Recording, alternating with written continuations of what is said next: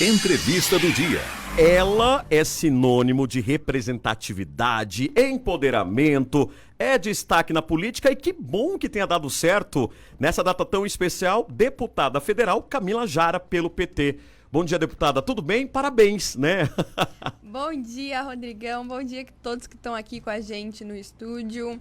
Bom dia a toda a população do Mato Grosso do Sul, em especial nós mulheres. Hoje é dia da gente comemorar, mas também é dia da gente reafirmar nossas lutas, nossos compromissos, fazer um balanço de tudo que a gente conquistou, mas olhar para aquilo que a gente precisa conquistar, nos unirmos e irmos para cima. Deputada, antes de eu entrar na questão política, que a gente vai falar sobre política aqui, tá?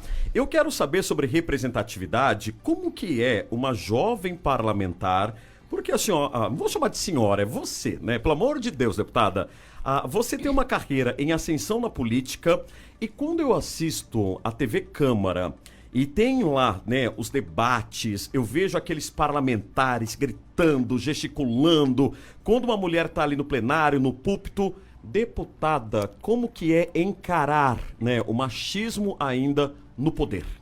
A gente precisa dizer que durante muito tempo foi negado para nós mulheres o direito de participar da política. Então não é porque nós não queríamos participar. Nós éramos proibidas de votar, nós éramos proibidas de ser eleitas. E quando permitiram que a gente pudesse fazer isso, colocaram uma série de obstáculos para que a gente conseguisse ocupar esses lugares.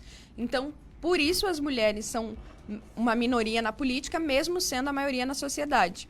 E toda vez que alguém tenta ocupar um espaço de poder, óbvio que vai ter uma resistência, porque quando as mulheres entram na política, elas têm o compromisso de transformar a realidade que a gente vive, porque a realidade que a gente vive não é legal para nós mulheres. Mato Grosso, Campo Grande, por exemplo, é a capital com maior índice proporcional de estupro. Olha a insegurança que a gente sente andando na rua. Mato Grosso do Sul lidera alguns índices de violência contra a mulher.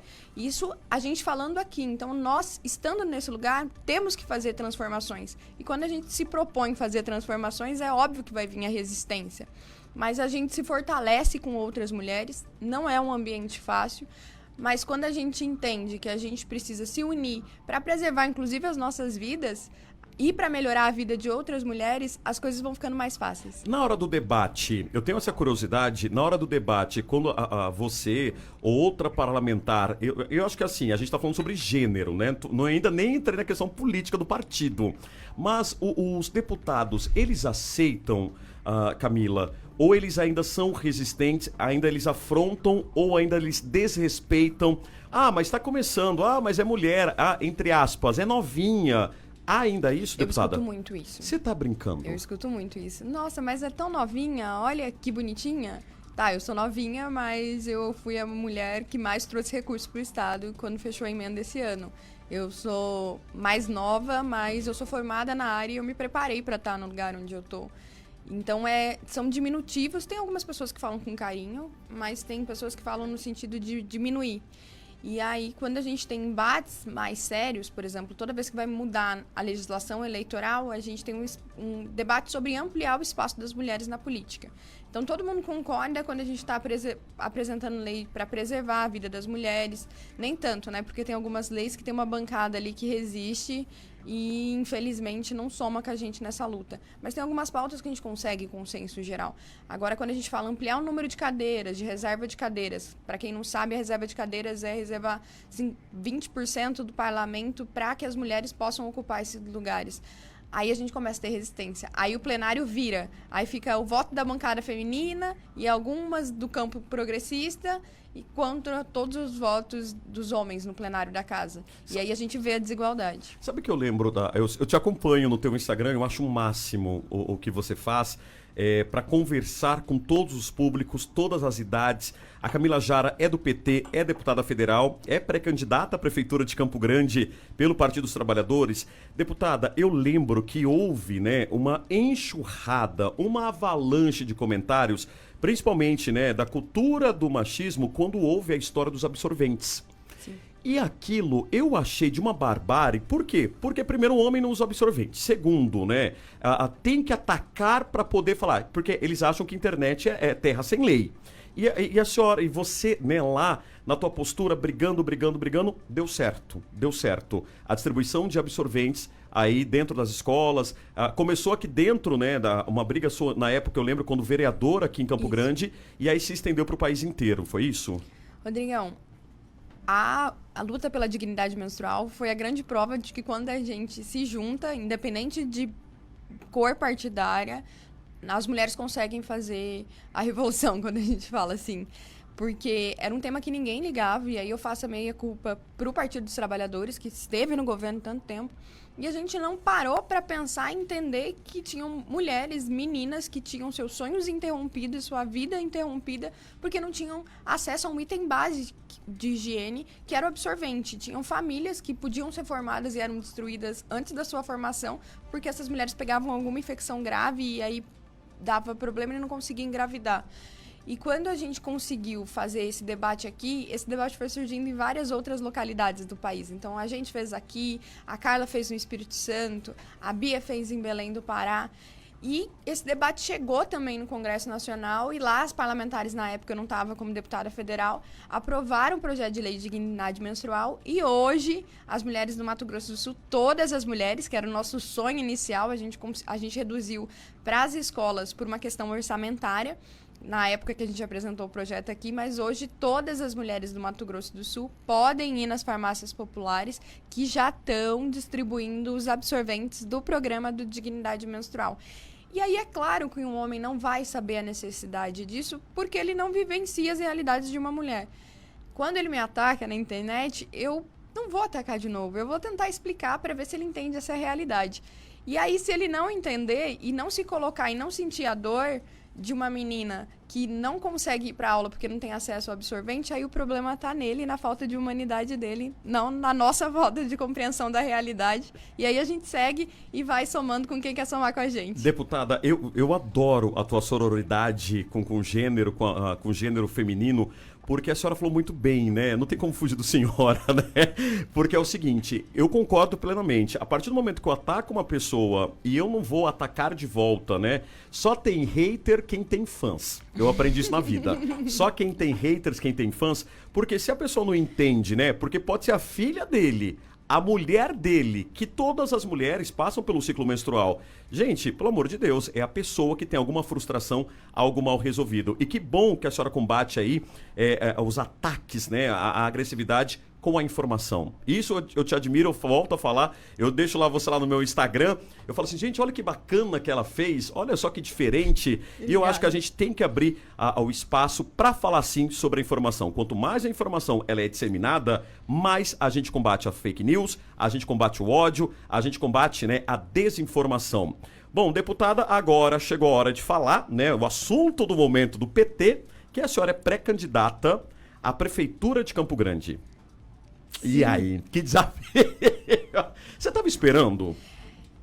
Para confessar para vocês, eu estava muito envolvida com as coisas de Brasília, porque lá as demandas são grandes, o processo de reconstrução nacional foi um processo no primeiro ano muito difícil, e a gente entendeu que as nossas lutas não podiam ficar só lá. Uhum. E nós estamos tendo uma dificuldade de realizar os trabalhos que estão sendo desenvolvidos em Campo Grande muito grande, porque a gente não consegue ver os programas que o governo federal manda sendo executados em Campo Grande. E aí gera uma preocupação muito grande sobre como a gente vai conseguir trazer as conquistas do governo Lula aqui para Campo Grande. E como a gente sabe, a gente gosta de um bom desafio. As pessoas falam, mas você é muito nova. Aí, tirando a parte de que eu já estou como deputada federal, eu paro e penso, tá, mas você não precisa ter idade para saber que não ter asfalto na rua é uma problemática para as mulheres que têm que ficar limpando a varanda toda hora, para as crianças que podem desenvolver problema respiratório, para quem tem que trabalhar, que se suja na hora de pegar o busão por conta da falta desse asfalto. Você não precisa ir muito além para saber que se você demora 4, 5 meses na fila de espera de um exame, sua doença pode se agravar. Então, é uma questão de vivência da realidade. E, assim, eu cresci na periferia de Campo Grande. Eu Você é de Campo Grande. Eu sou de Campo Grande, Vila Nossa Senhora das Graças, embaixo da Copa Sul. Eu sou da Quebrada ali também, sou da Vila Nasser. Vila Nasser. Você conhece bem a Conheço região. ali, Marli, Nossa Senhora das Graças, sou da Quebrada ali, deputada. Eu moro ali na Nossa Senhora das Graças. E eu cresci naquela região. E eu cresci vendo as contradições sociais que se apresentam na nossa cidade. Então, quando a gente tem a oportunidade de fazer um debate real sobre programas que realmente podem transformar a vida das pessoas, é claro que a gente vai propor a melhor solução para esses problemas da cidade, porque não tem como a gente fugir disso.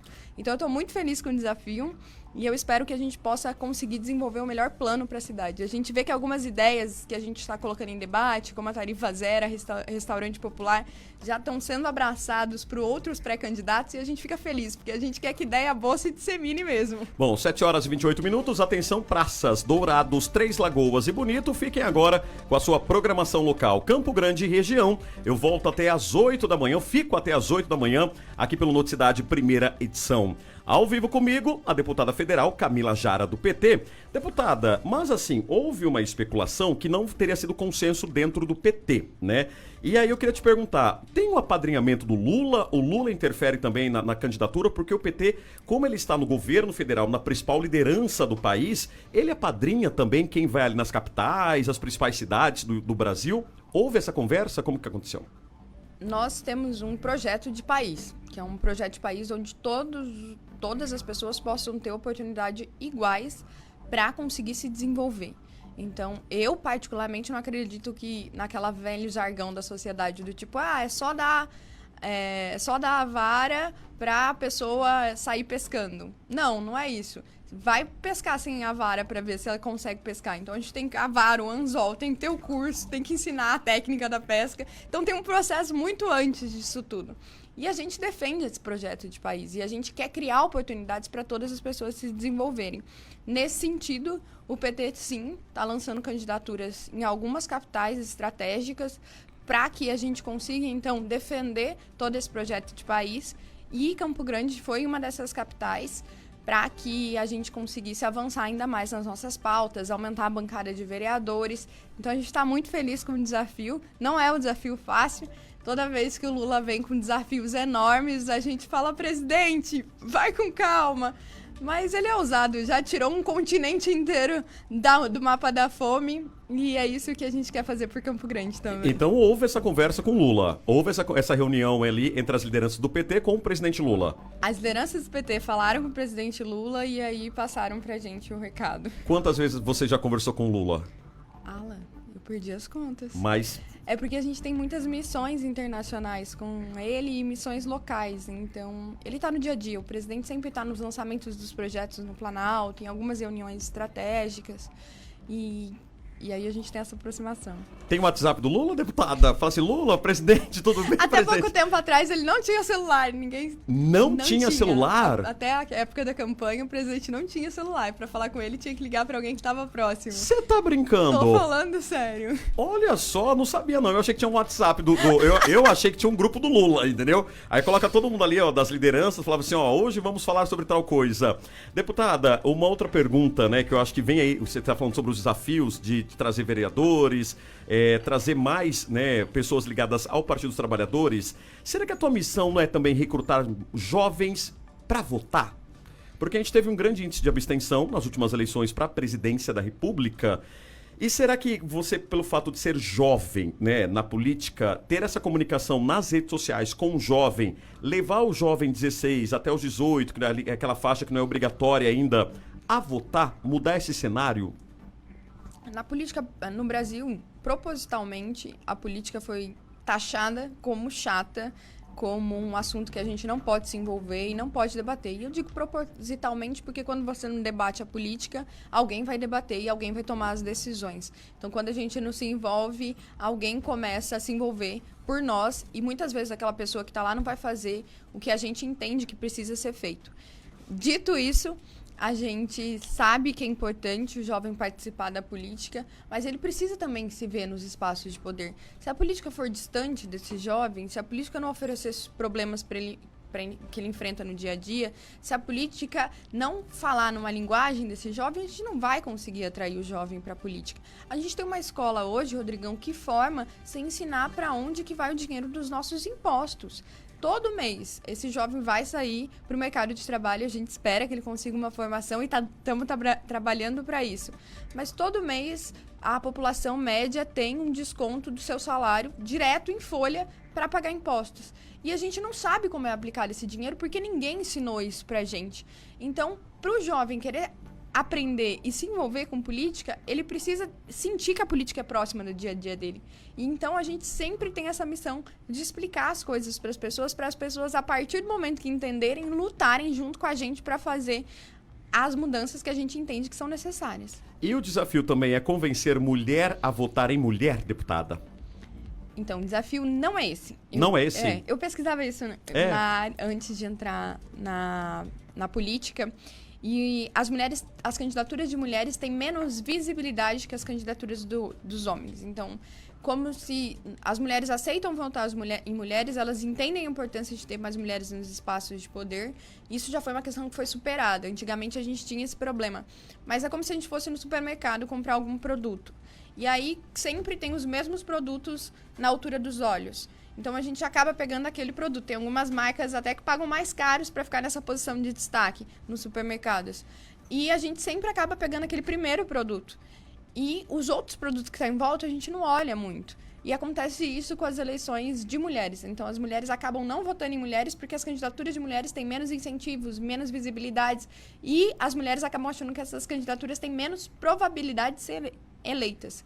Está acontecendo um movimento muito importante e eu vejo as meninas andando na rua, conversando em alguns espaços que eu vou, pessoas que falaram que nunca se imaginaram estar na política, que depois da nossa eleição entenderam que é preciso ocupar aquele espaço e vão lançar suas pré-candidaturas para vereadoras, lançaram suas candidaturas para deputadas estaduais, e a gente saiu de uma assembleia que não tinha nenhuma mulher para uma assembleia que agora tem 3 mulheres. E, infelizmente, eu sou a única da bancada federal, mas fica o desafio para a gente fazer com que pelo menos metade da bancada federal na próxima eleição também seja de mulheres. E de mulheres que têm comprometimento com a pauta. Porque eu sempre falo que não basta ser mulher, tá lá, se eleger com a bandeira da mulher, na hora que chega todos os projetos que vão favorecer a vida das mulheres, e principalmente da maioria das mulheres, votar contra. A gente teve um projeto na semana passada na Câmara, e aquele projeto me deixou muito revoltada. Porque era um projeto sobre a taxa da água e da luz, então a isenção para as famílias mais carentes do pagamento da água e da luz. E todo mundo sabe que ninguém vive sem água e não vive sem luz hoje em dia. E quem será mais beneficiada com esse programa? Não é um projeto voltado para as mulheres, mas são as mulheres, que são a maioria, que são as chefes do lar, que são as mulheres que estão na frente, vão para o mercado de trabalho. Então são essas mulheres que sofrem para pagar a conta de água e para pagar a conta de luz. E quando a gente vê parte de uma bancada de mulheres votando contrário a um projeto desse, é uma situação revoltante, porque essa mulher não compreendeu o papel social dela. Ela está votando contra metade da população brasileira, o que são as mulheres que vão se beneficiar de um desconto numa água e numa luz. Então, é uma falta de responsabilidade com a vida dos próximos e que as mulheres que entrem tenham essa consciência. Bom, deputada, eu preciso encerrar, esse bloco aqui, agradecer a tua presença. Só para encerrar, tem programação especial hoje envolvendo a deputada no Dia Internacional da Mulher? Tem alguma agenda para hoje? O que não falta é a agenda. A agenda está lotada.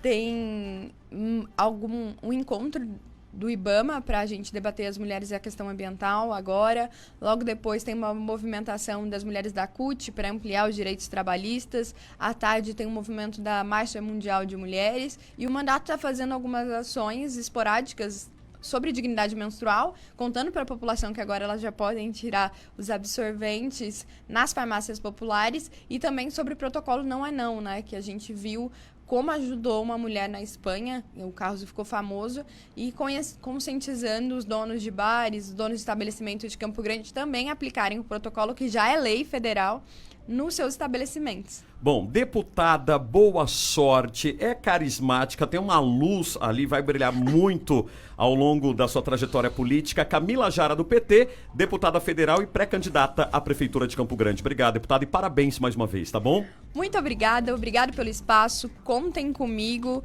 E pessoal, o Rodrigão falou muito nas nossas redes sociais que ele acompanha. Se você quiser acompanhar um pouquinho mais sobre o nosso trabalho, dar alguma dica, uma sugestão, é só seguir também @CamilaJaraMS.